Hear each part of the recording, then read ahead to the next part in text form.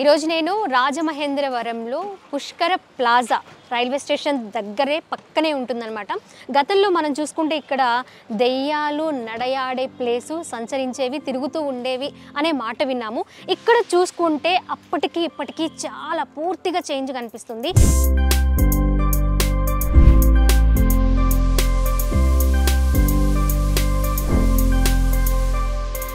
దెయ్యాలు తిరిగేవి అనే దగ్గర నుంచి దేవతలు నడయాడే ప్లేస్ లాగా ఇక్కడ డెవలప్మెంట్ జరిగింది. మరి ఇంత డెవలప్మెంట్ చేసిన ఎంపీ మార్గాని భరత్ గారు ఉన్నారు, మాట్లాడేద్దాం. Hello sir. సార్, ఈ గతంలో వింటే ఇక్కడ దెయ్యాలు తిరుగుతూ ఉండేవి అని వింటూ ఉండేవాళ్ళం. ఇప్పుడు దేవతలు సంచరించేలాగా డెవలప్మెంట్ చూస్తుంటే తెలుస్తుంది. ఒకప్పుడు దెయ్యాలు తిరుగుతూ ఉండే అంటే మర్రి చెట్టు కూడా మాకు నిదర్శనంగా కనిపిస్తుంది. అక్కడ ఉండే దెయ్యాలని మీరు ఏం చేశారు సార్? అంత భయపెట్టి తరిమేశారా వాటిని? ఏమనుకోవచ్చు అసలు? ఇదంతా కూడా ఒక పాడుపడిపోయిన ప్రాంతం కింద, ఒక అసలు రోడ్ లేకోకుండా ఇట్లా ఉండేది. సో ఇక్కడికి ఎవరు వచ్చేవారు కాదు, ఈ ప్రాంతంలో అసలు ఎవరు చూసేవారు కూడా కాదు. సో ఇక్కడ మనం చూసినట్టయితే ఏదో ఒక చిన్న చిన్న ఆఫీసెస్ ఉన్నాయి. ఈ ఆఫీసర్లు కూడా పూర్తిగా ఇక్కడ వర్క్ చేసేవారు కాదు. సో అంత అలూఫ్ ప్లేస్ని సిటీ మధ్యలోనే ఉంది కానీ ఈ రకంగా ఉండేది. అసలు మనం ఎందుకు చేంజ్ చేయకూడదు, దీన్ని ఒక మంచి హ్యాపెనింగ్ స్ట్రీట్ చేద్దాము. సో ఈట్ స్ట్రీట్ ఎట్లాగైతే చేసామో దీన్ని కూడా ఈట్ స్ట్రీట్ చేద్దామని అనుకున్నాము. సో మరి ప్రతి చోట అదే కాన్సెప్ట్ ఎందుకు అని ఒక చిన్న ప్లాజా కింద, పుష్కర్ ప్లాజా కింద చేసి కొన్ని ఎలిమెంట్స్ ఇట్లాగా స్పెక్టికల్స్ ఎలిమెంట్ అని, సిట్టింగ్ ఏరియా అని, అట్లాగా స్లాంటింగ్ గార్డెన్ అని. ఇక్కడ మీకు ఇది చూస్తే మనకి వుడెన్ ఫీల్ వస్తుంది, కాకపోతే ఇది ఐరన్ అనమాట. సో ఎంత వర్షాలు వచ్చి ఏది వచ్చినా కానీ ఇదంతా హ్యాపీగా ఉంటుంది. రెండోది ఏంటంటే అక్కడ స్క్రీన్ పెట్టాం. సో మూవీస్ కూడా మనము టెలికాస్ట్ చేస్తాము, లైక్ ఓపెన్ థియేటర్ లా అనుకోండి, చిన్నది. కాకపోతే ఇక్కడ ఏదైనా ఐపీఎల్ కానీ ఇవి కానీ వచ్చినప్పుడు క్రికెట్ మ్యాచెస్ ఇవన్నీ కూడా టెలికాస్ట్ చేస్తాం.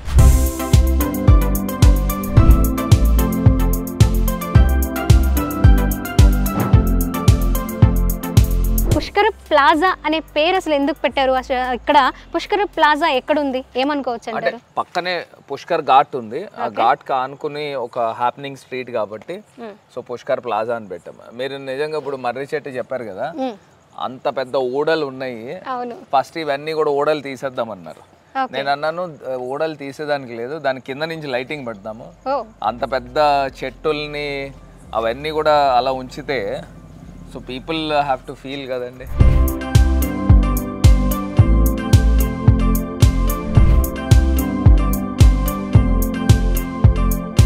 ఈ పుష్కర ప్లాజా దగ్గర దయ్యాలు కూడా, అంటే వారితో పాటు కామన్ పీపుల్తో పాటు దయ్యాలు కూడా వచ్చి ఏమైనా సెల్ఫీలు తీసుకున్నాయి సార్? వాటిని రిక్వెస్ట్ చేసి పంపించారా లేక భయపెట్టి తరమేశారా? ఏమనుకోవచ్చు? సెల్ఫీలు ఎప్పుడైనా ఇచ్చారా? అట్లాగే ఏం లేదులేండి. ఇప్పుడు జనరల్గా ఇప్పుడు ఊర్లో మనం ఇంత మంచి చేసాము, ఇంత మంచి చేసిన తర్వాత వాళ్ళ ఎప్రిసియేషన్ అనమాట. ఎందుకంటే జనరల్గా మనం చూస్తే ఒక రాజమండ్రి ఒక పెద్ద పల్లెటూరు వాతావరణం ఉండేది. ఒక్కసారి మనం సిటీ వైబ్ తీసుకునేసరికి everybody start owning our place.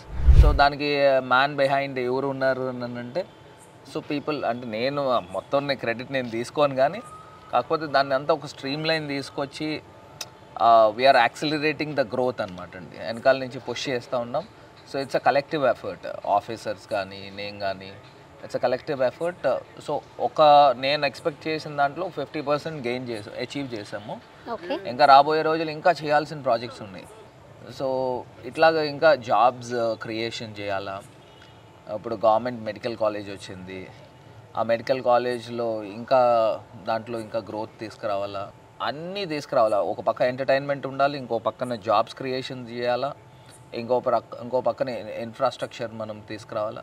So ఇవన్నీ కాంబినేషన్తో Rajahmundry will have a great growth in the coming years.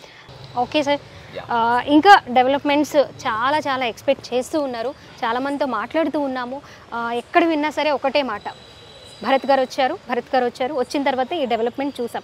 Course మేము కూడా చూసాము. సో మాట్లాడాల్సి వచ్చింది, ఎందుకంటే రియాలిటీ కనిపిస్తుంది అక్కడ, అందుకే మేము కూడా మాట్లాడాల్సి వచ్చింది. మీరు ఇప్పుడు ఏమైతే ఏమన్నారో పబ్లిక్కి ఎంటర్టైన్మెంట్, అలాగే వాళ్ళు జాబ్స్ ఇవ్వాలి, అండ్ ఇంకా కొత్తగా పార్క్ ఒకటి ప్లాన్ చేస్తున్నామన్నారు. ఇవన్నీ చూసుకుంటూ కూడా ఇంకా కొన్ని డెవలప్మెంట్స్ చేస్తారని ఆశిస్తూ అండ్ ఆల్ ది బెస్ట్ చెప్తూ థ్యాంక్ యూ సో మచ్.